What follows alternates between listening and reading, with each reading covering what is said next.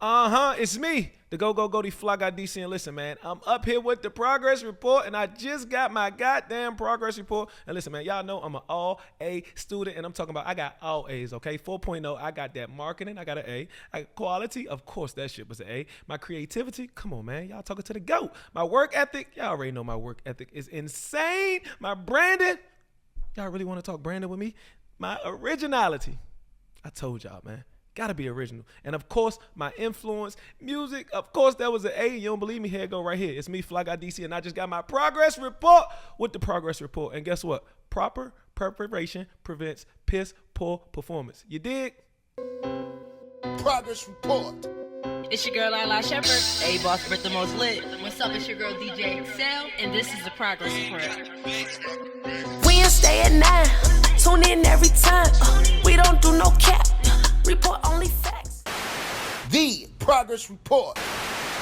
All right, what's going on? This your girl, Lila Shepherd. Boss Brit the most lit. What's up? It's your girl, DJ Excel. This is the progress report of Black History Month, man. We got to go in the building, man. Young living legend. The one and only. Yes, man. Fly Guy DC, I'm checking in. Yes, with the progress sir. report. Yes, sir, Let's man. go. Welcome. You got that radio voice Thank you, already. Thank you. Gotta step my shit up. Yeah. Right. Nah, for sure. But nah, we really appreciate you being here. You know, you're doing a lot of great things for the culture in general. We definitely been wanting to make this happen, and what better month than Black History Month? Absolutely right, and I appreciate you all for having me, man. It's an honor. Absolutely. Well, it's lit. Well, first, you know, we got to get a little icebreaker game popping, and we're going to get into some good things, some questions, and all that good stuff. Okay. So, Yeah, what we so doing? we know, you be on the mic. So, like, when you rocking the parties, you kind of low-key got to know the lyrics to songs. Uh-huh. All right? So, we just going to see if you know what song this is. All right? But I'm not going to say it, like, to the flow they say it. I'm just going to read it out. Okay. All right? But I feel like you do because you be on your shit. All right? Deja keep on calling. Say it again. Deja keep on calling. She ready to pull up. As soon as I get there, I walk in. I put her in a full Nelson. You know that. Wait. It's crazy that it sounds like that, but you definitely know this. But you gotta say it how they say it, cause Deja keep on calling. It sounds like something Lil Baby would say. First off, Okay. We got to give him Deja that. keep on calling. Yeah, it sounds like something Lil Baby would say. Okay. Deja keep on calling. She ready to pull up. But I'm it's on my Lil way. Baby I'm for going sure. fast. Sure. I'm coming home to get you. My dog. Oh my God, what is wrong with me? right? I'm tripping. That Okay, I'm tripping. I'm All tripping. right, I'm tripping. all Okay, right, okay. all right. Okay, let's go. I'm not saying to the beat, all right? I got him addicted. He fiending. My body a drug. He need it. He begging me for treatment. He throw a fit when I leave him. Of course, that's a female. I hope so. You know that one, too. What I is got him wrong with me addicted. today? He fiending. My body a drug. He need it. He begging me for the treatment. He throw a fit when I leave him. Is that Lola Brooke? No. Wow. Y'all, it's throwing me off Because it's not the because it's tone. not the tone. I got you. Megan, It big don't old look at freak. me. Phone a friend, he like, yo, help me He out. looking over like, I ain't got no lifelines. It's Megan, big old freak. you knew that one. Freak. What part is Go that, ahead, though? say it. The Say verse? it in the flow. Yeah, can you say In it my in the head, flow? it sounds so good. Say it again. I got him addicted. He fiending. My body a drug. He need it. Ow. Okay, He I don't begging. Yeah, see, you gotta hit the ad lib and all that. I'm doing it next time. We're going to do it next time. Y'all got me looking bad All out right, here. all right. You going to get this All next right. one. She sucked a ninja, N-word. So got a cash app. Told him wipe a ninja nose. Say slack. I won't never sell my soul, and I can back that. And I really want to know where you're at. You know That's this. Roddy Ooh. Ricch. Yeah, there we go. That's Roddy Ricch. What song called? Pulling out the. I'm not in my club mode right now. That's Roddy. Look, that's Roddy. Box. The You box, got it. yeah, the Box. box. All right. Y'all look, y'all killing me because I'm not I in know. club mode I know. right I now. Though, I ain't gonna Hey, lie. y'all giving me All all right, that. I got one more. Well, I'm gonna see if all y'all know this. All right. Okay. Well, first of all, let me say those are all songs that you helped break. Wow, that is a fact. Okay. That is a fact. That was dope. I like that. Yeah. So It's unfortunate you didn't know it in the way I said it, but don't worry. Yeah, I wouldn't either. I wouldn't either. Okay, but let me know if y'all know this. All y'all, okay? I'm clean like dish detergent. On Patron, yeah, I'm gone. Purple by the zone, yeah, I'm smoking strong. And yeah, I'm gone. Swag surf. Swag surf. You know that? Damn. Purple good by one. the zone. Yeah, see, just Wow. what the thing throwing me off is the way you say it. I know. Like, it's like reading it I rather don't be on than... beat anyway, so it's all good. But y'all know that's a college. Yeah. Anthem. Absolutely right. That's an And anthem I've right actually seen you do that song live at Opera when I very first used to visit Atlanta, and I was like, "Yo, this nigga know how to work the fucking crowd." Cause I also host in MC parties, but it's a difference between like having crowd control, and I Yes. will say like you definitely there. Man, I appreciate are that. one of my idols. Like no cap. Yeah. I'm like, yo, that dude. I hard as fuck. appreciate that. Yeah, opera, that's... Yeah, Woo! where my bell at? Opera. It ain't even Yeah. opera no more. Yeah, ain't right? opera no more. It's like They sectioned Domain, it out domain, now. yeah, it's They called sectioned domain now. it They out. got a- domain. But Yeah, it's it's sectioned a- Now out all the open. clubs That shit used to now. be Yeah. hard as fuck in that bitch, boy. Whole club. Opera Wow. used to be crazy. Yeah. Yeah. Crazy.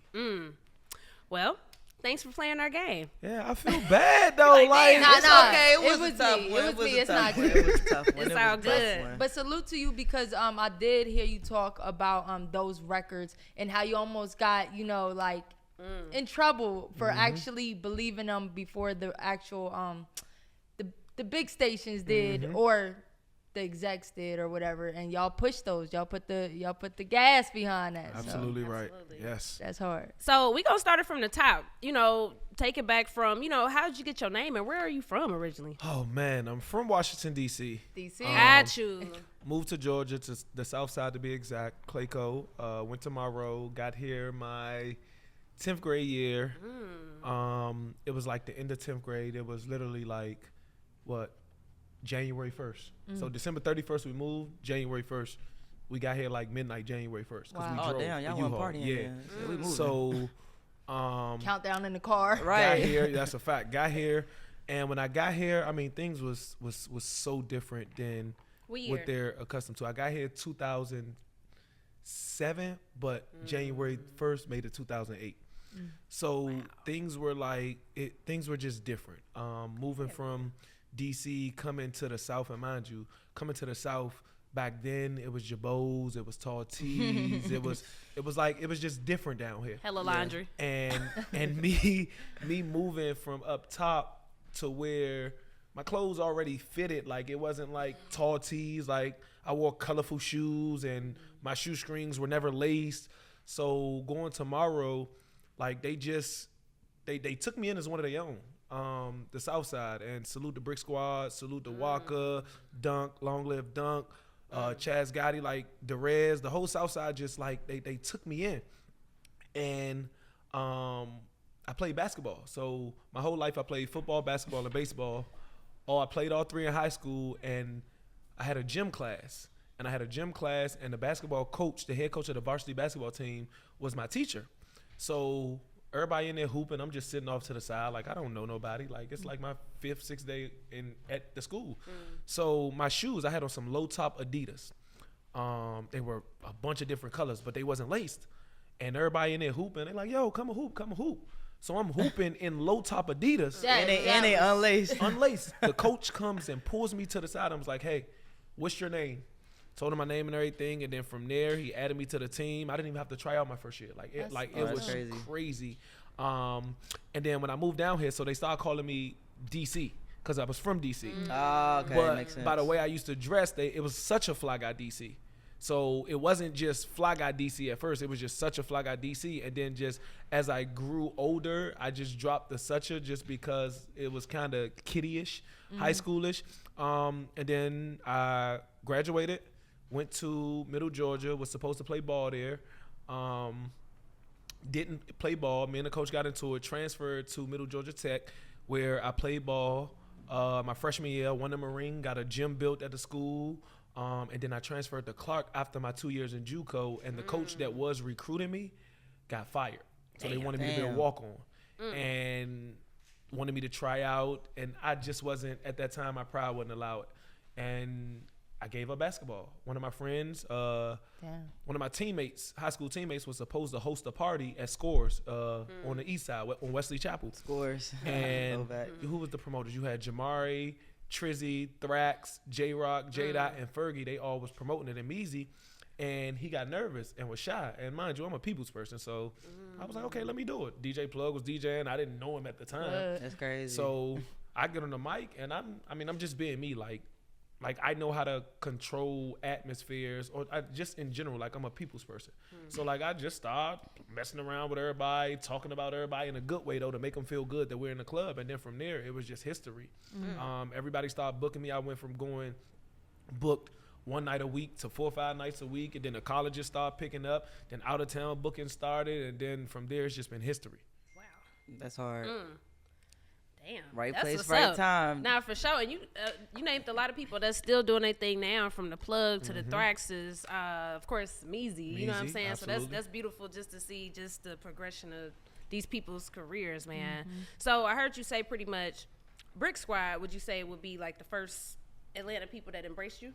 Yeah. Bricksquad was the first, and not even just Bricksquad in general, but like they went out on a limb, like they made sure I was good. Gotcha.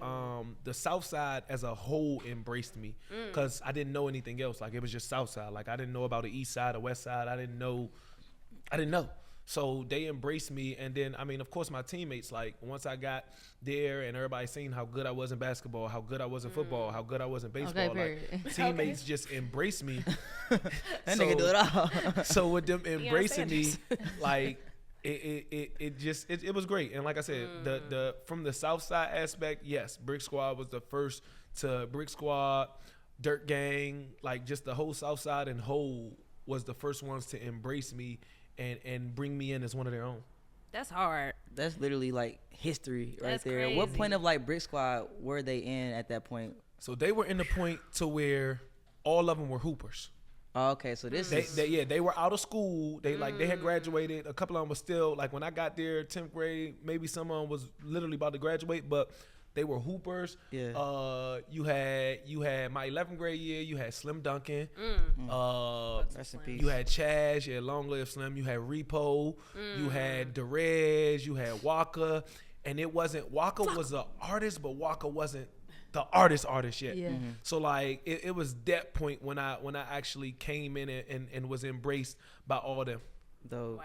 And that was such a dope ass time for Bricksquad? Atlanta. I mean, I wasn't in Atlanta, but music wise, that shit Incredible. was. I ain't gonna lie, I thought Gucci came up with Bricksquad. That's I think OJ did. So start it. yeah, so Gucci and OJ, if I'm not mistaken, don't quote me on this, but they all were not a part of it, but like how Bricksquad embraced me, they embraced Bricksquad at that time. okay. Got you. Man, that's dope. And like, where you at right now? Just thinking back, is that where you always envisioned yourself? Like, I know you was hooping though and playing all these other sports. Like, but just looking back, just looking at your career right now, do you ever do that? Yeah, I do, and I've never in a million years envisioned myself doing anything like this. Like, Wow. I didn't want to be in the entertainment industry. You didn't? I was supposed to be overseas playing basketball. Like, I was really like raw. Like, so it's like Okay. all of this just it happened. Yeah. And instead of me fighting it, I just went with the flow. So like even to now, like I don't even have goals or set goals because I don't have no expectations because I've already went beyond what I was supposed to do. And speaking of that though, man, you've done so many dope things that we've seen, from afar. What's been your favorite from going to? I seen you went to Paris. Of course, the Future concert recently, like that's fucking crazy. And then bringing out Drake to the colleges, like what was your Y'all broke most the internet on that. memorable moment? And then you got to talk about those moments too. So my most memorable moment in my career thus far wouldn't be any of those. My most memorable moment would be what I do every year for Mother's Day. I have an annual Mother's Day soiree, and people have to nominate moms.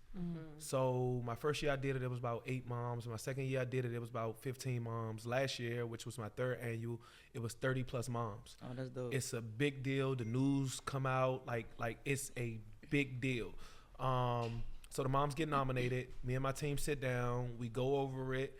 And then we call the moms personally. Like I call the moms, let them know that they've been selected. So they get a full day of pampering, to be completely honest. So we started off, and of course I got sponsors. Last year was incredible. We had about 30 plus sponsors. So I didn't have to come out of pocket for anything. But after we pick them, they get picked up by sprinters. It's a whole day, and it's not actually on Mother's Day, so they can spend Mother's Day with their family. It's the day before Mother's Day. So pick them up. When we pick them up, a nail salon is rented out. They get their nails done, their toes done. They get massages, get to drink wine, get to meet all the other moms, get to network. I'm trying to pull up to the event. You know what I'm saying? She just said she about to get pregnant. I'm trying to pull up to the event. And then from the nail salon, we go to a restaurant of my choice, which is rented out. Nobody else is in there. Private brunch is set up, table set up, catering set up. Liquor sponsors, and major shout out to Ciroc because they sponsored the dinner last year. Big ups. Major shout out to Hezo, Diddy, thank y'all. So after that, it's like I turned it into a club. I turned it just with the moms. So they get to sing, it's karaoke, it's just a whole vibe. And then at the end of it, they get gift bags. Last year we had gift bags, and it was probably 20 plus gifts in each gift bag. And that has to be the highlight of me and my career, just because the lit shit is cool, but I wouldn't be me without the community.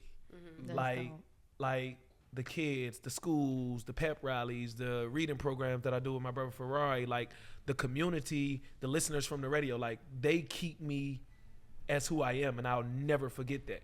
Now on the aspect of everything else, hell yeah, if we talking about that aspect, I can't even compare. Like everything I do, I surprise myself. Like last year, not the year I brought Drake, the year before, I brought 18 guests to Clark, Atlanta for homecoming for free off of my face card. I didn't think I could top that.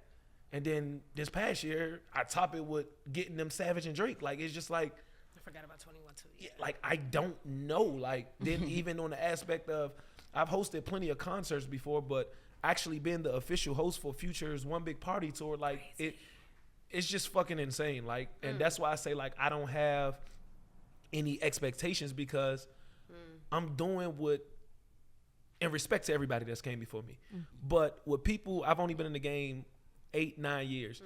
People have been in the game 15, 20, 30 years, and I've already exceeded what they've done in their 30 years. So it's like I can't have no expectations because anything can fucking happen. I might be hosting in the fucking White House one day, how shit is going. So it's like I don't even attempt to have no expectations just because there's really no limit what I can do when controlling a crowd.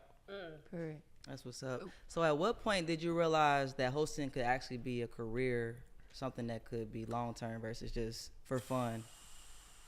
So when I first started doing it, I was doing it for the look. I was already popular, so I was doing it for it added more females. Okay. Let's be clear. It enhanced me as a person because I wasn't nobody when I first started doing it. So it enhanced me as the person and gave me the vision and the game plan that I have now, which I've never told nobody this. So this is a gem for any host that want to be out there, that want to be a host, that just want to be in the entertainment industry as a DJ, promoter, whatever the case may be.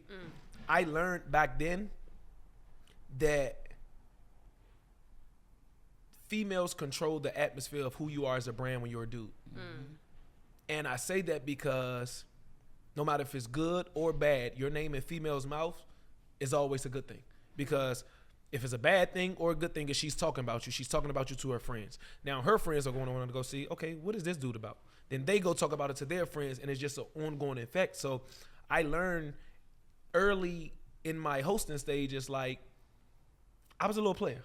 Okay, like I'm gonna keep it 1,000. We all had that phase. Like I was a player. So, and I'm telling y'all shit I've never told nobody. Just so never in the interview have I told anybody. But it's like I was a player. So me being a player, like, I mean, hey, I want you. So now it started to come to the point to where I'm grabbing people in the same crew, but I didn't know. I'm just being a player, so I'm unaware. So with me grabbing people in the same group, I started to get the title, oh, you're a hoe, you're a player, blah, blah, this and blah, blah, that. And I used to think it hindered me. But come to find out it didn't, because one would tell her friend, oh, yeah, I don't like him, when that ain't really the case. They'll all want to come to the club, but come to the club that I'm at just because they all got hidden agendas outside of their friend group. So it's like I learned at an early age, like my name being in a bunch of females' mouth from the beginning till now is just elevating me even more. All right, quick question. Because we talked about this before. Yeah. How do you handle it when 5 girls is pulling up to the venue and like you kind of talk to all of them? So look, he got master plan. Yeah, I ain't even gonna lie to you. I'm a different breed, and I know females and y'all probably hear that all the time, but I don't sugarcoat anything with anybody. I'm straightforward. So I'll tell a female exactly how it is. In my days back then, when I wasn't as straightforward, if 5 of them come to the club, I'm the host. I have leeway on what I can do and how I can do it. I can go sit this girl in one section with one of my homeboys. I can go sit her in the promoter section. I can sit the other one in the owner section. I can have one at the bar, and I can have one with a waitress checking on them. So like I already had it. Yeah, I spread it out. And even spreading it out, I can move freely as I want in the club. Right. So if the club is packed, a female ain't getting up out of a section to come somewhere else to come. Look at her, she agreeing to everything because she's toxic. She was toxic. Yeah, she was. You look like you toxic too. No. She the good version. She the good version. But so like I just knew how to maneuver in those situations, and I ain't really ever had that issue with somebody feeling a type of way in a club, because I know how to show everybody attention. Yet again, that's just me learning that it's elevating my brand. Like it's business at the end of the day. Like my name in all y'all mouth, 5, 10 of y'all in the club at one time. I'm not walking y'all in the club. Y'all paying to get in the club. Damn. I might make sure y'all good once y'all in the club, but I'm not. Y'all paying the door. I get paid as an expense. Yeah, like that's crazy. So it's like it just. I just learned at an early age. Like it just enhanced me, and it's a blessing. Like now, I mean, my mental is way different. I don't go about things the same way, and etc. But back then, I was a savage. Outside. Yeah, I was really outside. Yeah, everybody think promoters, hosts, DJs are hoes. So would you say? Stigma. That's the stigma. Is it true though? Is it true though? I Would mean, you say? I don't think it's true. I just think it's magnified a lot just because you're in that type of life. Like I go through those issues now when I was in a relationship or when I'm even attempting to get in a relationship. It's like the insecurity. So it's a lot that comes with it. But I've learned over the years, like I know how to make my girl. Yet I'm single first and foremost. Okay, let's be clear, ladies. But I know how to make my girl secure in every way possible to where she ain't got to worry about nothing, ever a worry or insecurity about anything. So like, but back then I didn't know. Like, but now like I've learned how to do that. So I mean, majority of promoters, hosts, DJs, I wouldn't call them hoes. I mean, they just understand the business, and the more you network, the more people you talk to, the more people that get your contact information, the more money you make. And I'm a testament of that. Like the amounts of money I've seen as a host doesn't make no fucking sense. Like it really doesn't. Yeah. Can we talk about some amounts, just to throw out there hypothetically? Some numbers? Yeah, I mean, I'm a realist, and this is not to boast or brag. This is for any young person or anybody who want to follow the footsteps or go in this route. Like I made just last year. Matter of fact, even in the pandemic year, I made $500,000 off of hosting. All right. Well, yo. But no, that is motivating because the thing is, I think when it comes to these untraditional type roles, people have a hard time with charging or figuring out what to charge for certain shit, especially when you first getting into things. So how do you figure that out, like especially in the beginning stages? Man, so and I'm gonna take it to the beginning. When I first started hosting, I was doing shit for free. I was hosting for $50, $75, $100. But mind you, I'm in school. I'm in college. $100 and I'm booked 7, 8, 9 times a week, or You 3, 4 eating in times college. a club. I'm eating. Yeah, hell yeah. I've out of my whole life, I've had one 9 to 5 job, and that wasn't even it was foot action. They hired me because I was a host and I could bring in clientele. Smart. And You I probably worked fly there for in there That's too. smart, though. And I worked in there for maybe 6 to 8 months, and I was only there 3 days a week, but was the highest leading salesman, and I'm only there 3 days a week just because of people walk in, and it was in the West End, by the way. Wow. So people walk in, see my shoes. People walk in, see how I'm dressed. Oh, I want you to help me. I want you to pick me out a fit. So even so, I started off hosting. Jamari and them used to pay me like $50, $75, $100. He shot Per out night. Yeah, Yeah. yeah, Wow. per night. Gotcha. Now, mind you, at that time, I got to be at the club 3-4 hours. I'm there from 10 to probably close to 3 o'clock. As time went on, I started getting booked out of town, and that's when I really like opened my eyes and realized like, okay, this possibly can be something. I got booked out of town. Rebel Visions, Tone, and Benji, they booked me in Ohio. Shout out to my brother Benji Yeah. from Cincinnati. Yeah, yeah, to my brothers. So they booked me in Cincinnati. That's dope. It was a club called the Velvet Room. Yeah, the Velvet Room. They paid for me to get there. They paid for me to get back. They paid for a hotel room. I had security. I'm just like, Yeah. this is what, like, I'm getting treated like a fucking artist. I ain't gonna lie, that first booking that they paid for all that, Yeah, it it's fuck your head it up hit like different, yeah. And I'm just like, bro, like, I'm getting paid like an artist. And mind you, this is like a year into me hosting. And I'm just like, and then they quadruple my hosting fee. So I'm like, okay, let me see what this about. I get back to Atlanta and I start taking it serious, but not serious to the point where it's like, it just wasn't about the females or the networking. Then it was just like, okay, let me learn this craft and try to enhance it and bring something different to the game. And then from there, the prices went up. I grabbed the AUC and all the college markets. Then it went up even more because I had the city and the schools. Then it went up, and then out of town booking started to happen more. I started doing concerts, and then it went up. So now, fast forward, 8-9 years later, I don't even get paid by the night. I get paid by the hour. Period. And even me getting paid by the hour, I'm so expensive to the point to where Okay. clubs so don't want to expensive. have me for longer than an hour 15 minutes because they don't want to pay the hourly price, which is a fucking blessing, to be completely honest. But you charging is based on you solely.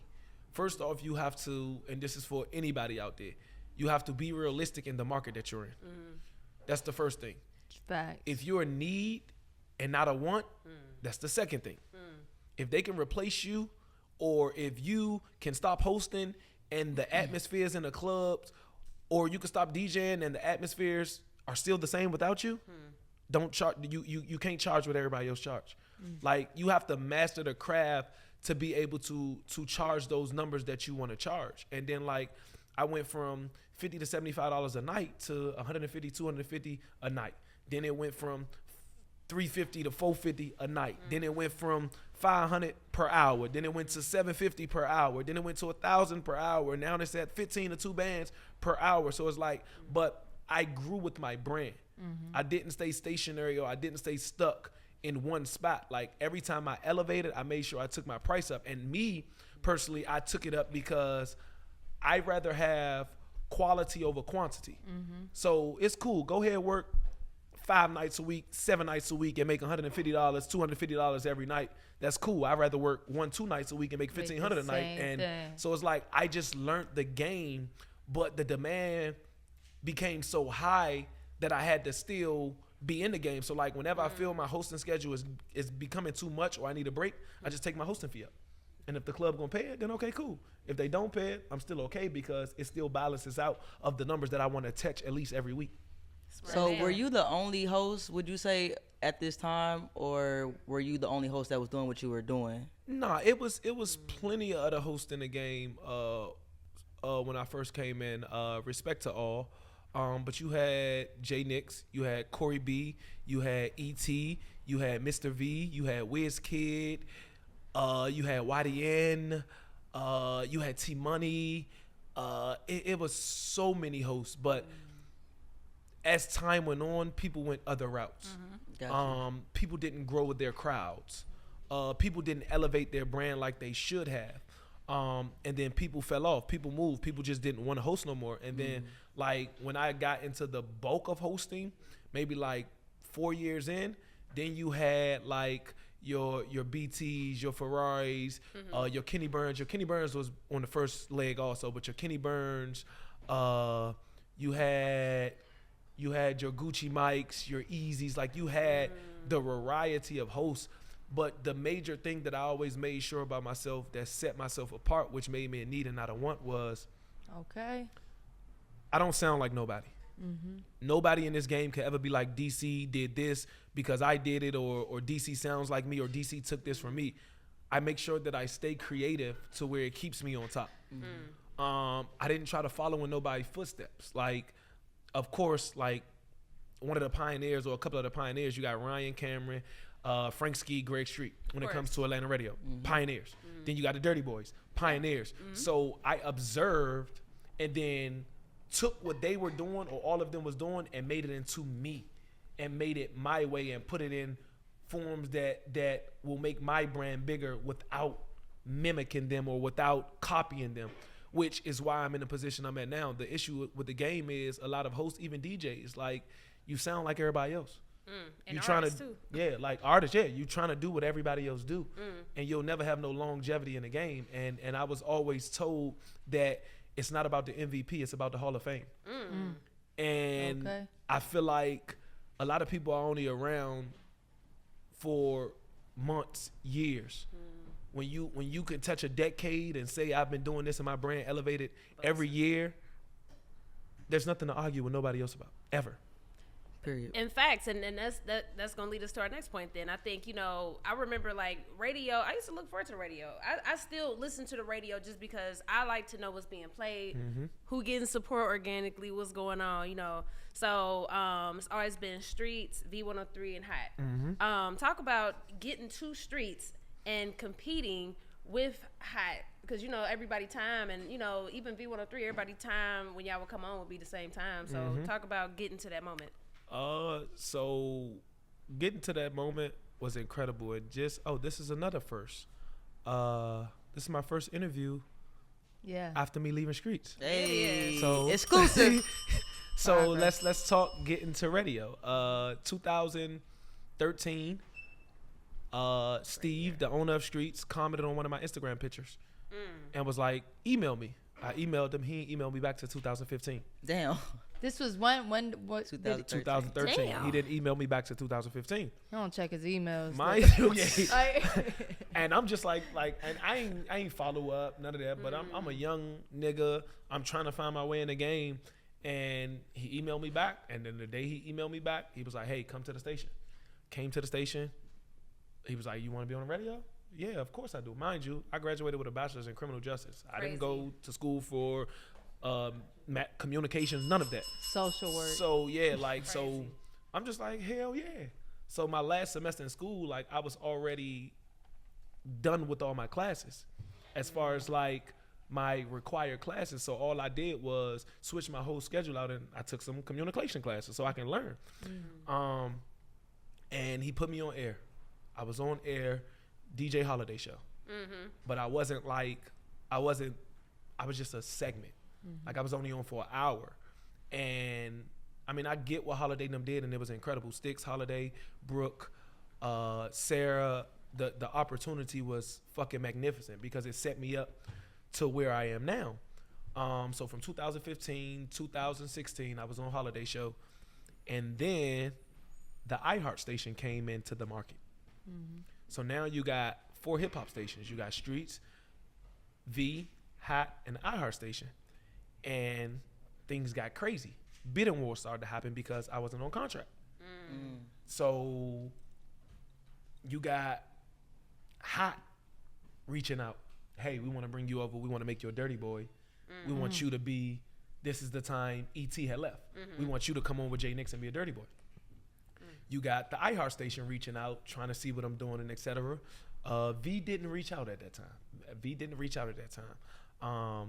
But V didn't reach out because they were reaching out to Ferrari. Gotcha. And me and Ferrari is like this for all y'all that don't know.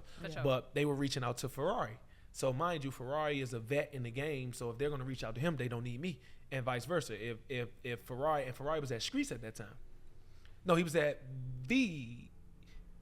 When I first got to Streetz in 2015, he left and went to V. I didn't know that. So he was at Streetz at first in 2015. My first day on the job, which is why I have so much respect for him. My first day on the job, I had a live broadcast at Opera.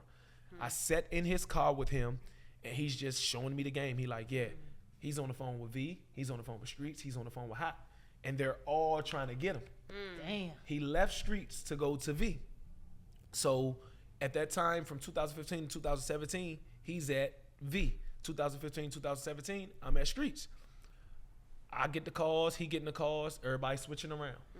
I met with Steve. He offered me a number. This is my first year ever getting on contract.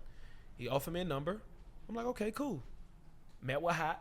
They offered me a number. I'm like, okay, cool. So now I made it a bidding war.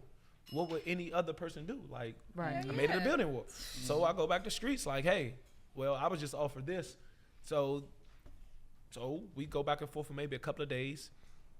And to be completely honest, and Hurricane Dave, thank you so much for the opportunity. But to be completely honest, my mind was made up. 2017, I was leaving Streetz. I was going to Hot. I had went over to Hot. I met the marketing team. I met everybody. They walked me through the building. I met the vice president. And when they handed me the paperwork, the words were, yeah, you're going to come on and we want you to be a Durtty Boy. Nothing against J Nix, nothing against E.T. I love J Nix like a brother. He gives me so much game. But at that time, and still now, like, I just don't believe in putting my brand under anybody else's. I like being the underdog. And I thought about it. I had a post saved in drafts to where I was leaving Streetz. And nobody knows this. So this is another exclusive. But I had in my drafts, like, I was going to leave Streetz. The night of, me and Ferrari hops on the phone. Ferrari's like, listen, we can change the game. He's like, if you stay at Streetz, I can come back to Streetz. So I go into the next day. I go into Steve. I'm like, hey, I want my own show. He was like, you're not ready for your own show by yourself. Understood. I could agree with that at that time. So I'm like, okay, perfect. It played right into my hands. This is who I want to be my co-host. He's like, oh, he's over there in V. I'm like, nah, he's going to leave V. And not that he was leaving V because V wasn't the perfect place for him. He was just part-time. So in any given right person's mind, you would leave part-time to go build your own legacy.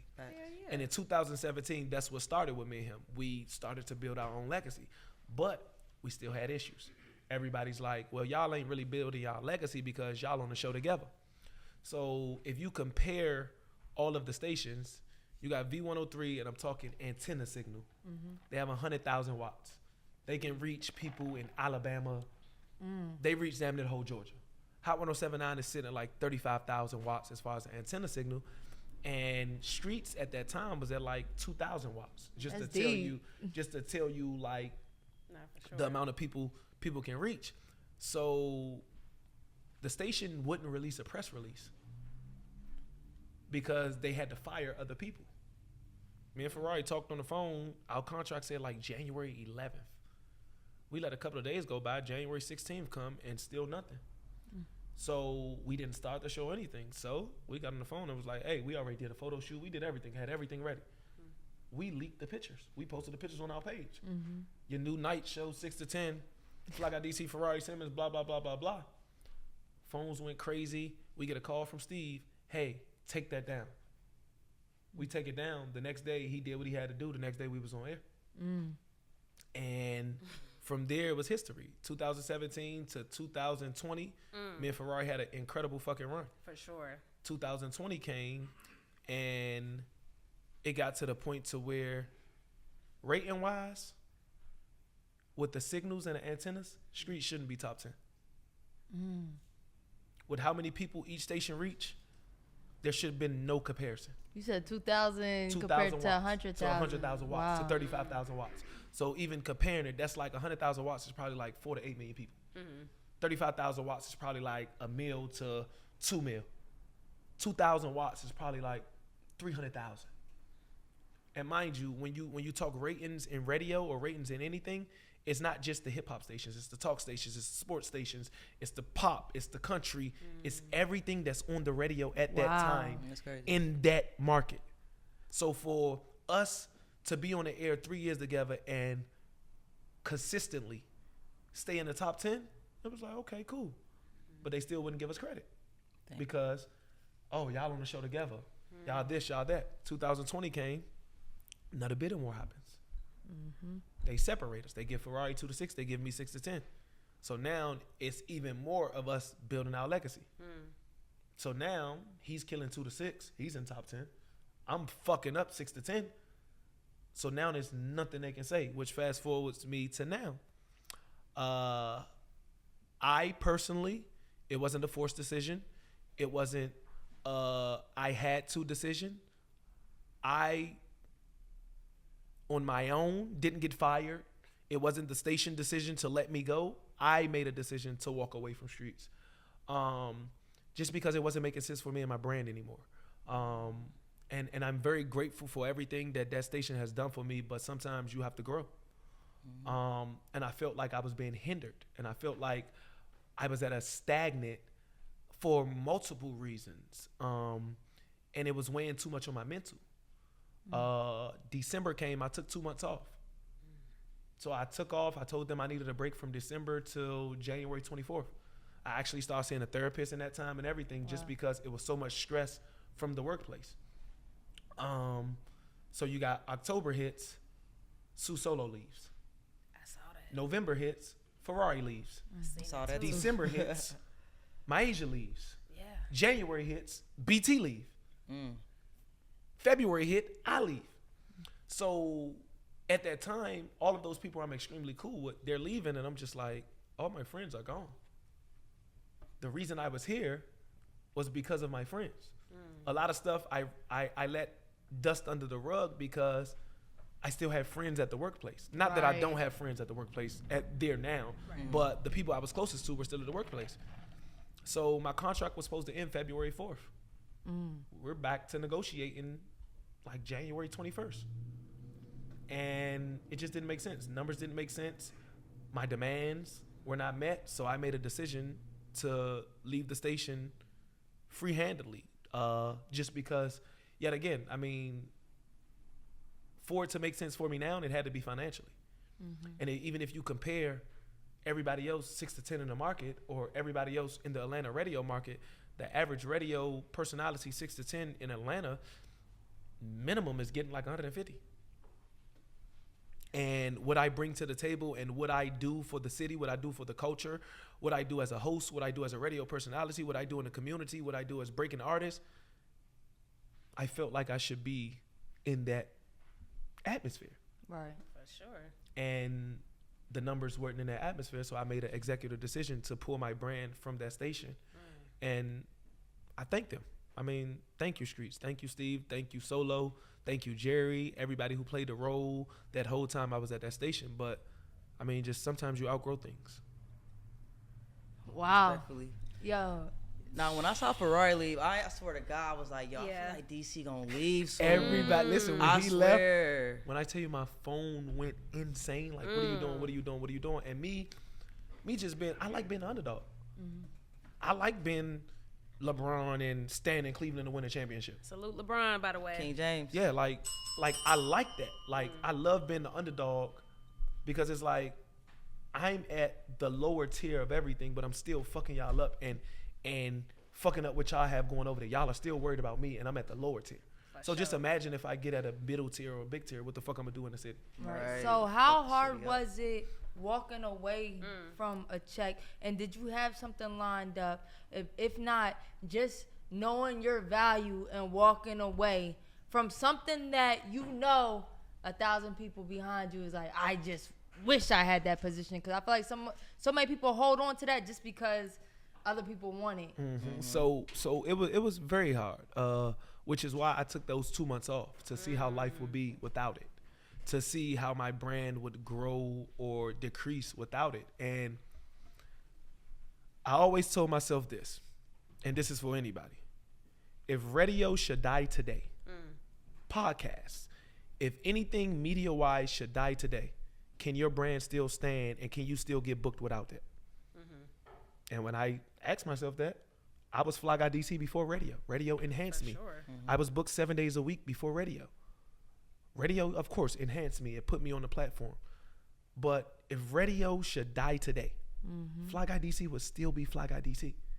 And that's what the ultimate decision was for me. And for anybody that wants to be in that parameter of radio, yeah, there's a billion people that want to be in radio, but there's only maybe 7 full-time slots at every radio station. So if it's 4 hip-hop stations, that's 28 full-time slots.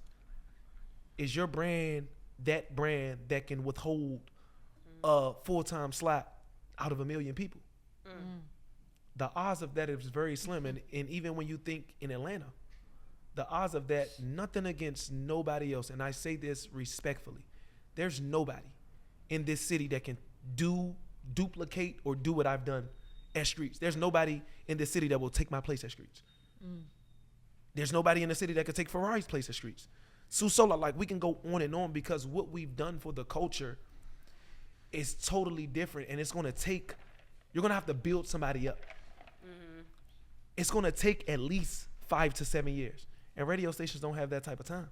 Hell no, especially not nowadays. Yeah, you can't build it, especially with podcasts, what just digital streaming service. Like, you can't build nobody up in 5 years for them to be what somebody else is. It's impossible. So what's 5 tips from you to grow your brand, or to grow a brand, a successful brand for To the that, level for you're longevity, saying, right? yeah. 5 tips. So for somebody who's like coming in the radio, or just in general? In general, just like even where you at right now, just anything, like, you know, from the beginning, from now, 5 tips. So from you. 5 tips. The first tip would be something I live by: consistency. If you ain't consistent, your brand ain't gonna last. If your brand, and when I mean consistent, I'm talking about like year 1. Okay, cool, it's a startup. From year 1 to year 2, it has to grow some way, shape, or form. You have to enhance it some way, shape, or form. The masses should know about you way more in year 2 than year 1. Like, you just have to stay consistent. Staying dedicated is number 2. Staying dedicated to your craft and actually learning your craft and perfecting your craft. Number 3, the community plays a major role. I don't know how many times I gotta say that. Who you are is based off of the community. It's based off how many lives you touch. Like, prime example, Greg Street has 10 plus generations under him. Greg Street is the fucking GOAT. For real. Like, and will real. forever I be hear the him, GOAT. like, Greg Street, that with nigga. the OGs Bruh, to the he's a young That's what I'm legend. saying. And let me, because he instilled generations. Yeah. He came in the game, and 20 years ago, those people had kids. Those people had kids. He has 10 generations under him. Literally. So, and part of that is the community. Yeah. He touched people. Being on the radio, being a brand, like, you have to touch people. You have to be relatable. People have to be able to see themselves like you. And when you're untouchable, you won't survive. You're never going to survive if you're untouchable, trying to be a radio personality, trying to be a host, trying to be a DJ. It's just not going to happen. That's 3. 4, I would have to say, you got to be different. You got to create your own lane. You can't follow in nobody's footsteps. You can't mimic nobody's footsteps. Nobody route is the same. Nobody process will ever be the same. Like, you have to go through trial and error on your own. And last but not least, you will have to become a need and not a want. I love that, man. Nah, for sure. You gotta ring that. He got them that written ring on his out. wall or something. You flow He had through that shit. He that. said, "Oh, I couldn't wait for this question." I love you gotta become a need and not a want, because that really is, and that's when you're confident to walk away. Have you ever dealt, because like as a DJ, sometimes I dealt with like maybe insecurities, maybe it's a bad night or something. Like, have you, because you look so confident, all your Instagram looks so confident. Have you ever dealt with that, or you just always been confident in your? Question. Yeah, nah, I everybody deals with it. Don't let nobody sit here and tell you that they don't. I've just mastered the way of not allowing it to show. But I do still let it show, but not in the sense that everybody will want to see it. Like, I go through things. Like I said, I've been in therapy 3-4 months because I was dealing with stress and just needed a mental break. A nigga done got his heart broke. Like, everybody goes through the same stuff. It's just a matter of how you show it. But I've always been one to observe everybody else. When they go through stuff, they dwell on it. They let it show too much to where it becomes a weakness to the public's eye. I'll never let anything I go through become a weakness. I'm human at the end of the day. I'll go through things just like y'all, but like my go through, I'll be going through it. I won't post about it on my main page, or I won't let the world see that I'm going through it, but I'll post maybe a quote on my Instagram or tweet a quote that reflects what I'm going through, just so that you can see, or so that you can relate to it, so you can see I'm a human just like y'all. Right. So yeah, like the insecurities, I mean, I do go through it. Like there's plenty of things I see now, and I know I should be in that place. There's plenty of hosts or opportunities that have came about, and I know I should be in that place. My resume, my experience, my looks, my talent, everything points towards, oh yeah, that should be you. When you got 100 of people at a time coming to you like, hey, you should have been doing this, you should have been doing this, and they keep telling you the same thing, yeah, that gives me insecurities, but it gives me the edge to even go harder, because now when it happens, fuck you. For sure. So I have the insecurities, but it's not to the masses. Like the stuff that I would be insecure about, I'll never let the public see, because I just wouldn't want them to use it as a weakness. That's hard. I hear that. And another thing too that we know about you, you don't drink or smoke. Well, we got all this looking right That here. is crazy that you don't drink and smoke and you be in the clubs Rocking like that. that shit. Like That's that dope. shit is. Nah, I salute you. It's 'cause giving a healthy That living. might add to the brand. I need to be sober out here, cause sheesh. Listen, I respect it though, cause it's just like they do parties and stuff, but just just even for me, I like a drink here and there. But can you tell us here and there, She here, there, and everywhere? All right, damn, Here and there and everywhere. Right, look at her go. cup. Right. Pour up. Hey, we ain't mad at it. And We ain't that's mad one thing at it. about sober motherfucker. They'll pour up some shit for Bro, you. oh love God, to live. get you fucked up. But tell us why specifically. Why don't you drink or smoke? And I think it's a beautiful thing. Not trying to encourage you to do it, but why is that your choice? It just doesn't appeal to me. Like I have natural energy. Wow. And I never, ever could be peer pressure to do something that I don't want to do. Period. Nobody's decision could ever force me to do something. And there's a long list. Long live Trouble. You got Trouble. You got Too many Gunna. You got Key. I mean, the list goes on and on to where I'm in a club. A nigga's like, hey, I got 50,000 for you right now. You take a shot. You hit this All right, blunt. I'm sorry. I'm taking that fucking shot, You bro. hit this blunt. I swear to believe it. God I on know. my life. I believe One it. lounge. Trouble. Long live my brother. Trouble is like, bro, you're going to drink for my wedding. You're going to drink for this. Like, no, I'm not. Ferrari, you're going to drink for my wedding. We in the club. Trouble pours out 100 bands. Here, just sip it right now. And this is yours. Said nope. Bruh, me. Hey, I'll drink the whole bottle. I say, yo, 100,000. It can't move me. It just can't move me. Like I have natural, and there's no traumatic event that happened or anything. Like my family drink, but nobody's an alcoholic. But like it just doesn't appeal to me, like at all. That smoking, I've never even done hookah. Like it just doesn't appeal to me. I love your lungs. I know your liver, your lungs. I know I your love body, your your lungs. lean. I'm dead. Now you brought up Trouble, man. R.I.P. Skoob. We talk highly about Trouble over here. We love Trouble. Trouble embraced me from the very beginning. I love Trouble, and condolences to his family.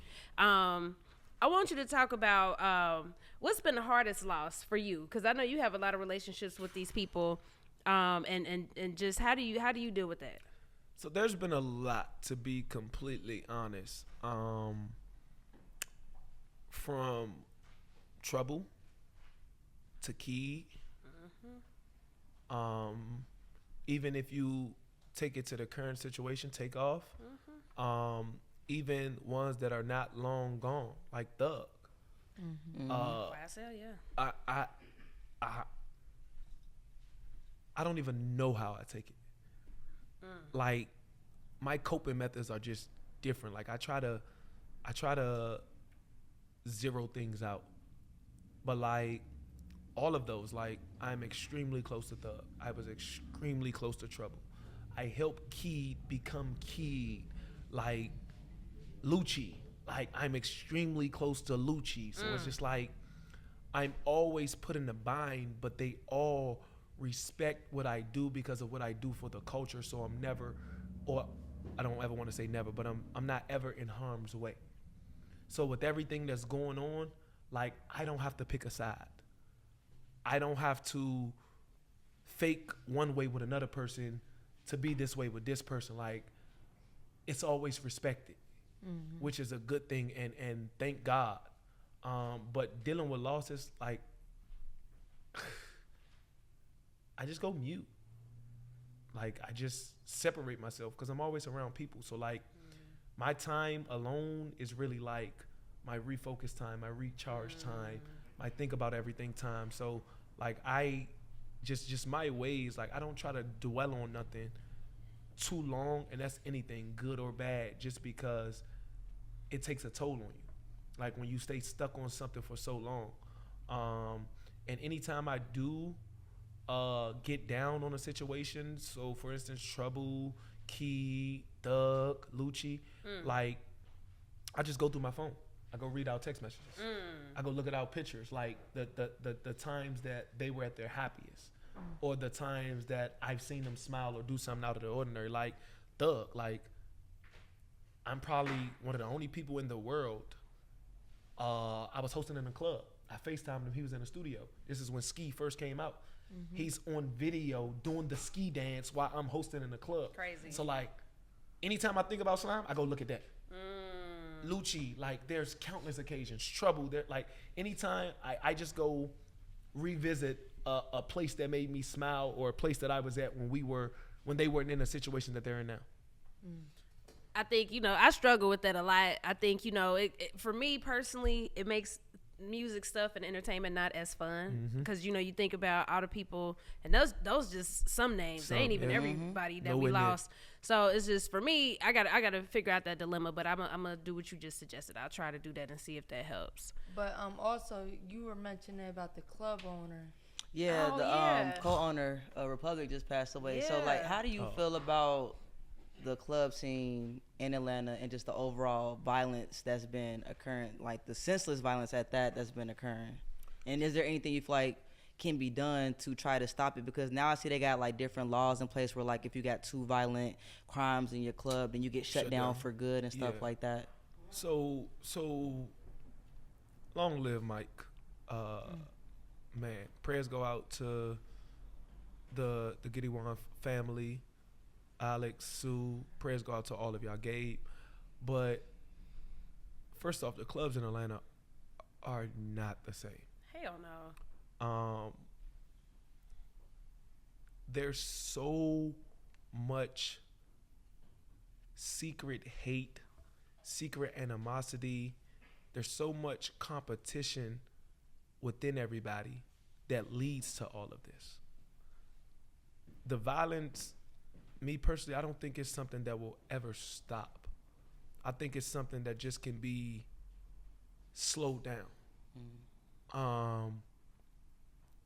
And everybody done tried every single route way. Dorsey and the Opium Crew, they have like a little round table just for men on Thursdays. Wow. Where everybody let out like their feelings, their emotions.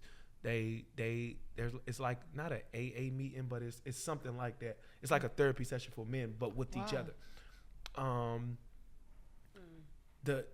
You can't blame it on security, because the security in the clubs are extreme security. You can't even blame it on the clubs, and you technically can't even blame it on the people that's from Atlanta, because every time something happens, majority is somebody from out of town. That's what I'll be saying too. I don't think it's the people here. I think it's niggas from out of town just being in their bag. They in Atlanta. They feel like they that nigga. Ain't nobody gonna disrespect them. They lit as fuck. They lit as fuck. They lit, and then the biggest thing is Atlanta don't care about nobody. Everybody in Atlanta is somebody. Right. So somebody from another city who's lit, who get turned down in a way, or gets talked to in a way, or told something in a way that they won't ever get talked to like that in their city, they feel a type of way and feel like they got to retaliate because they're in front of their homeboys, they're in front of their friends, or they don't want to be embarrassed. But that's, I just personally think that's where, and that's my personal opinion. Like even with the fights in a club, like it's mainly out of towners. That's true. Do it make you fearful at all though? Cause I ain't gonna lie, like recently, like leaving the club, I'll be kind of Gotta be in stressed P's and out. Q's. But that's even happened in our spot where a dude got put out of our club. It was like after hours. He got put out. He came back shooting. I have a bullet hole in my back of my Jeep to this day. And it don't got nothing to do with us. It's pride and yeah, but and see me personally, just something that I stand on, that I've been standing on.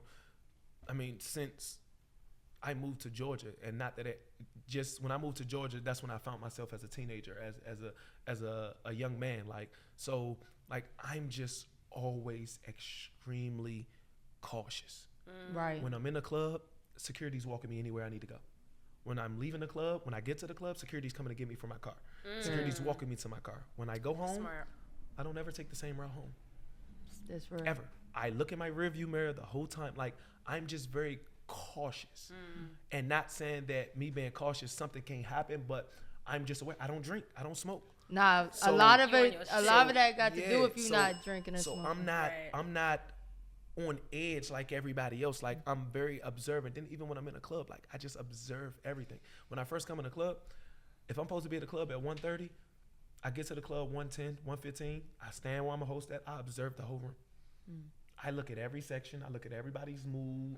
I just look at everything. And this is something that I do every single time I go to any club. When I first come in the club, I go speak to every waitress. I go speak to every bathroom person. I go speak to every security, every manager, everybody that works in that establishment, I go speak to. So it's just like I have things that I've been doing since I became a host that has kept it to where I haven't literally had a run-in in a bad way. I mean, of course, I had to fight a nigga before, but Oop, yeah, be like but, that. but I seen that. Side note, was that at a pool That party? went viral. yeah, It He did said, go yeah. viral. it pool party, yeah. Dude was, and people just be getting it misconstrued. Like at the end of the day, I'm a grown ass man, Period. and don't let none of this hosting shit fool you. I'm a real nigga at the end of the day. So like niggas be trying it, Right. be testing it just to see how far you can go. And a couple of people have tried it. I'm and, sure. And they figured out. But yeah, the pool party, he was in front of some girls. I had on clothes, not like get wet clothes, because I Yeah. had 2 other events. So he's spraying the water gun. I'm like, yo, watch where you spraying the water gun at. I have 2 other events. I'm not here to get wet. I'm here to host. He childish. Yeah, so he was like, oh, if I do it again, what you gonna do? I said, try it. He did it, and then I beat him the fuck up at the pool party. That shit went viral too. Yeah, like Yeah. like it's just like people just, like I said, people just be testing it. And don't get me wrong, like I'm not no thug, no gangster, but I can handle mine. Right. Yeah. But people just be testing it, just like don't let me talking on the mic confuse you. Like I'm from DC first and foremost, and I came up on the Southside. Like Period. I'm not one of them ones. So I think let's talk about other misconceptions then. I think when we talk about your name, it's a tremendous amount of respect that comes up. But then also the other side of that is like, damn man, Fly Guy, he can be an asshole too. Yeah, I So can. let's address that. Okay, period. Period. People don't play with assholes. When it comes to business, people don't play around with assholes. I don't play with I no stand on asshole. principles. I stand on principles, and I stand on business. A lot of people call me an asshole just because they can't play with me how they play with everybody else. So that's where the asshole the stigma comes from. Like I things you can do with another host you can't do with me. Things you can do with another radio personality you can't do with me. Like I'm not hard to work with. I just stand on principles. And I just don't believe in playing with my brand. Like I done put too much into my brand for somebody to play with it. So that's honestly where the asshole stigma comes from on the business aspect. Females, when it comes to females, yeah, I'm an asshole. Because I've learned in my previous days, me being friendly, you go run and tell your friends, oh, DC tried to talk to me. DC did this. I give you my number. Man. Oh, DC trying to take me to do this. DC, when it's not even like that. So like I had to learn how to be an asshole because people was taking it for granted of me just being the friendly, nice person. And it was hurting my brand more than helping my brand. I hear that. So are you still having fun? Like after everything, you gotta take precautions, you gotta deal with fake niggas, all this shit. Would you say you still having fun with being in the entertainment business? Yeah, it's fun. And the day that it's not fun anymore, I'll be done with it. It still is fun. And why I say it's still fun is just because like I'm just reaching and I'm hitting different heights that I've never touched before. Like I've hosted a concert before, but I've never been on tour with one of the top artists in the world. So it's just like it's little stuff like that keeps me. It's like, damn, what can I do next? Like damn, like I thought after bringing out 18 guests that I wasn't going top that, then that happens with Drake, and then right after that, I'm on tour with. I leave the Super radio station, Future. and I'm on tour with Future. Like it's just like what is next? So it's like I don't. It's still fun in it, and even in the hosting aspect, like it's tremendously fun because no club is the same. The same 500 to 1,000 people are not in the club every time I'm in the club. True. So there's always somebody new that I'm gonna inform about my brand with how I host. There's always somebody, a new birthday girl, or a new out of town that's in the city that is gonna be like, oh, that nigga made me have fun tonight. Facts. So now I just got new fans, and now they're gonna go back to their hometown and compare their host to me. And now it's Facts. okay. We got to get this nigga out here because he's like this, and our host ain't doing nothing like it. So it's just like, it's different, and I look at it totally different, just because my aspect on things and just how I've learned to perfect the craft is way different. So as of right now, no, I'm still having fun. As far as radio, I have another 15, 20. I have a Greg Street running me in radio. As far as hosting, of course, I don't want to be in a club when I'm 40, 50 years old hosting. And I will not allow myself to be in a club when I'm that old unless a nigga is paying me $15,000, $20,000 to come in for an hour. Yeah. For sure. But it wouldn't even be the quantity. It would be, that's a once in a month or once every other week type of thing. But as of right now, nah, like I'm still having fun with it just because I create experiences. I'm just not in the club talking on a mic. Like every time somebody is in the club with me. Like I have people, there's this video of this lady outside of One, which I highly doubt it, but she had just got out of the hospital beating cancer. And was like, you helped me beat cancer. I was watching your videos. Just the thought of somebody saying it. Right. She comes out of the hospital and comes to an after hour that I'm hosting. Period. And stops me and is like, you helped me do this. It's like, I can never stop having fun with this. It's just, I'm going to be LeBron one day and know when it's just time to give up. Respect. Hear that. So what is next though? Because you left the radio station, but then you were like, where should I go to next? So next, TV. TV is ultimately the next. Okay. I've recorded, I've signed non-disclosures. I've done everything that you could possibly do for TV as far as a host. Like I see myself as like a Ryan Seacrest turns J Nick Cannon mixture. Got you. Like I see Makes myself sense. as that. And radio is an outlet to that. Hosting is an outlet to that. And it's gonna happen. Like I've already had opportunities. It's just God didn't want them to go through. So I know for a fact it's gonna happen. Like I said, like when you go down the it comes down to I don't kiss nobody ass. That's why it ain't been happening. Which is where the asshole comes in at also. But there's only so long you can deny talent. For sure. And I feel like I'm getting my big breaks now. Like I should have been on tour. Not even just with an A-lister or with one of the top artists in the world. Like I should have been on tour. Facts. But I take 30 steps back and leave a radio station. Then I take 100 steps forward and go on tour with one of the biggest artists in the world. Yeah, so it's like I feel like a lot of stuff yet again was holding me back. And by me still holding on to it and not letting it go, it was hindering me in ways that I never saw it until now. So, I mean, TV is next. TV is ultimately next. Like, it's no ifs, ands, or buts about it. And radio is still going to happen. Let's just be very transparent. I have a 6-month non-compete, but I'm not off of radio for long. I can't do radio in Atlanta right now. I can go to other markets and do radio. But I just personally want to take a break from radio. I'm on tour. I want to go get booked and accept all these out-of-town bookings. Yeah. Like, I want to enhance my brand on that aspect. That's what's up. Besides Block Lil A, you know I'm gonna always keep pushing him in front of you. Which other artists would you say that people should be looking out for? And you ain't gotta go into too much detail, but just say some names like niggas or people that's gonna come up, artists gonna come up that you like. And like it ain't gotta be no political answer, just people you like, cause we always try to make sure we keeping our ears to the street too. One person that I extremely like, and I'm not saying this just because I'm cool with him, but YDN. Okay. He's talented, extremely talented. Prince Inc.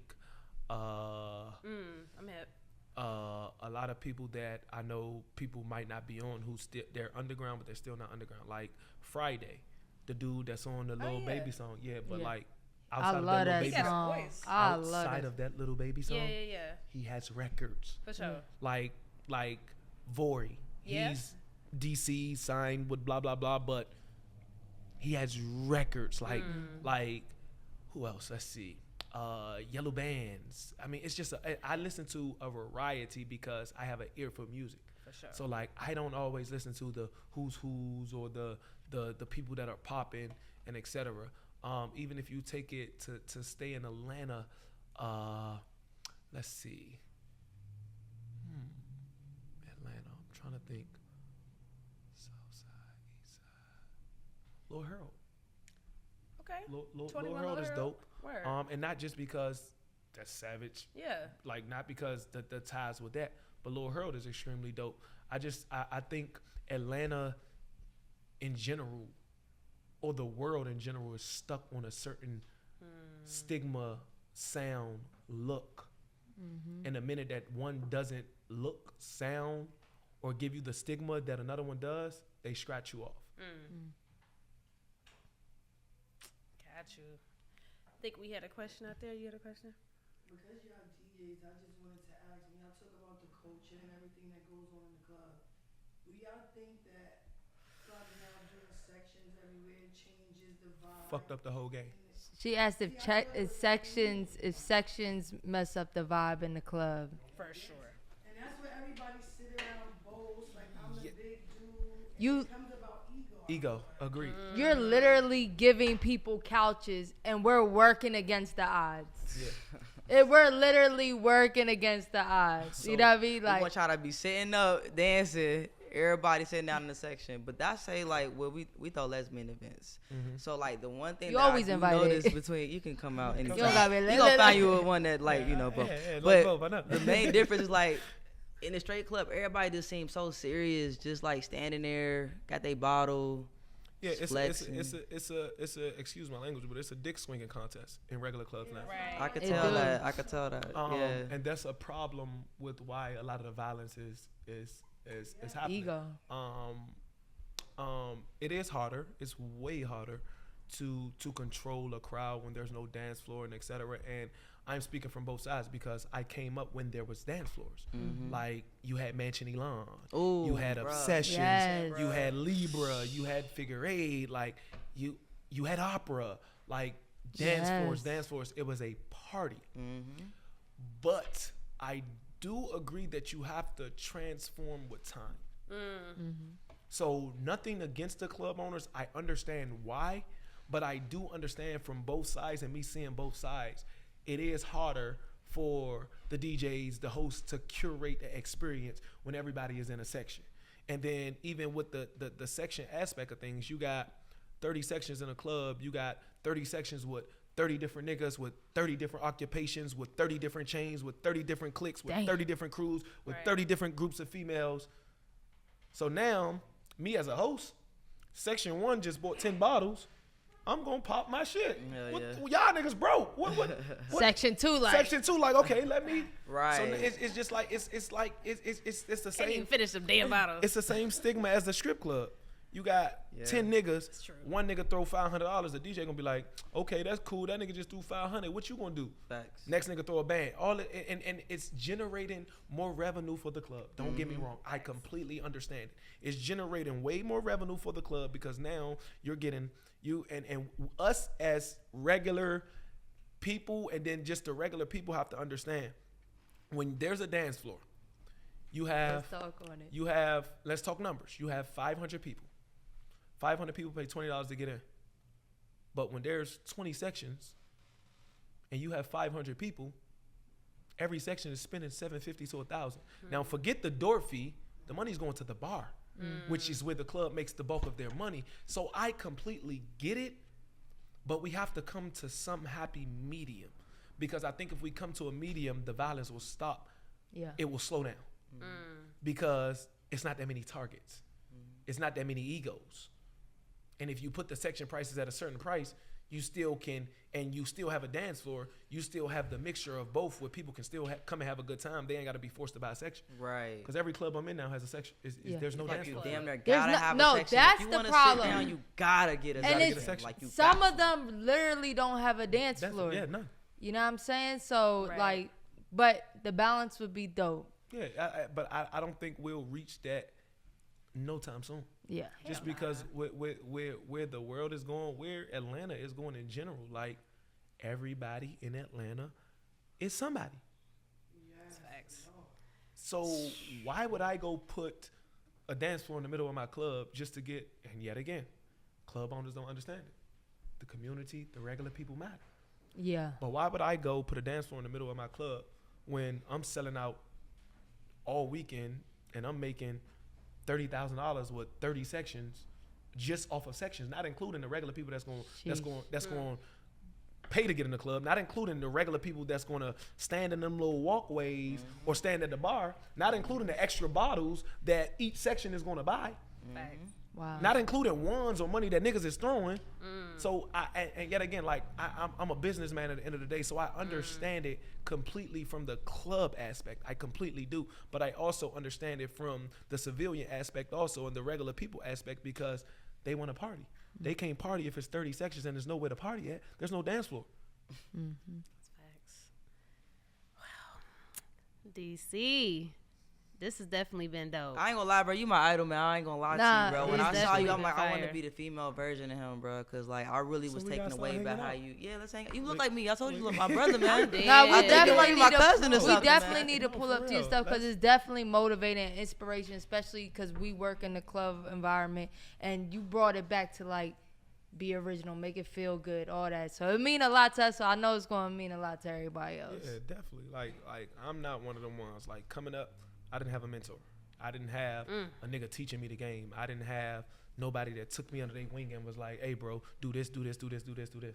I had to learn everything on my fucking own until I yeah. met Ferrari. And when I met Ferrari and Holiday, I was already like in my bag of Fly Guy DC, which is why I met them.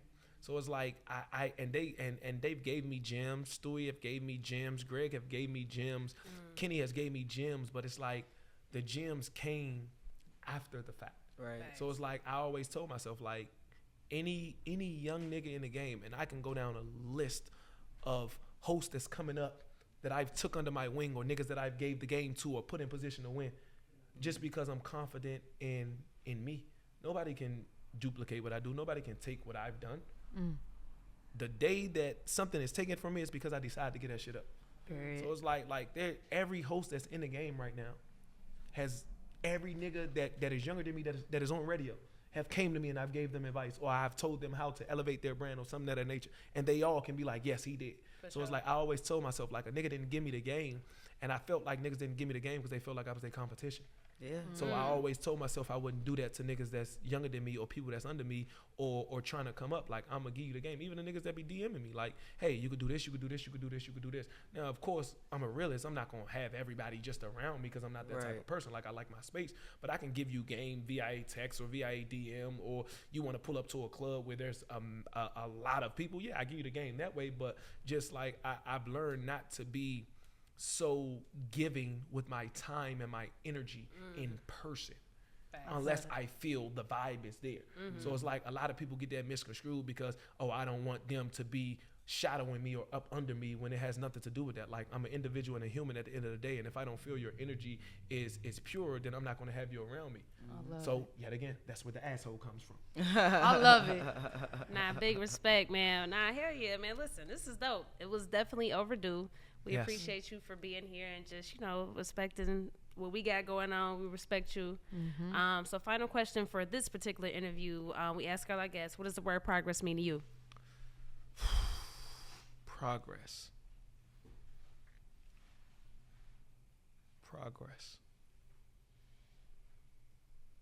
What does progress mean to me? Perfect. Progress means the 6 P's. Y'all know the 6 P's? Enlighten us. He about to school us. Enlighten us. Wait, let me make sure I got it right. Progress means the 6 P's. Proper, preparation, prevents piss poor performance. Hold up, write that down. Write that down. Proper preparation prevents piss poor performance. That's what progress means to Fly Guy DC. You killed that. Fire. He killed that. Hell yeah, man. Listen, we appreciate this again. This is dope. No, thank you all for having me. Like, it's been a pleasure. Like, thank you. Like, I see everybody on this. Like, I didn't salute to y'all. Thank Revolt. Thank you. Like I observe everything. Like, everything in my parameter and that is going on in the city. Like, I might not speak on it a lot, but I observe everything, and what y'all doing in the media lane, in the podcast lane is extremely dope. You all are setting yourselves apart from everybody else, because I had the stigma that all podcasts are the same. I feel that. Like, I had the stigma that, yeah, it's only so much you can tweak and etc. But there's podcasts out there, and this is one that has actually shown me that it's not. And salute to y'all. Like big ups. I wish y'all the best. What y'all are doing is incredible. And then, like I said, that the Revolt thing is even more better. Like, you have a billion podcasts in the world, and yours is one that is on a major platform. Period. Thank you. Thank you, man. Nah, for Appreciate sure. that for real. Hell yeah, DC. All right, well, shit, we out, y'all. It's the Progress Report podcast. Okay. The Progress Report.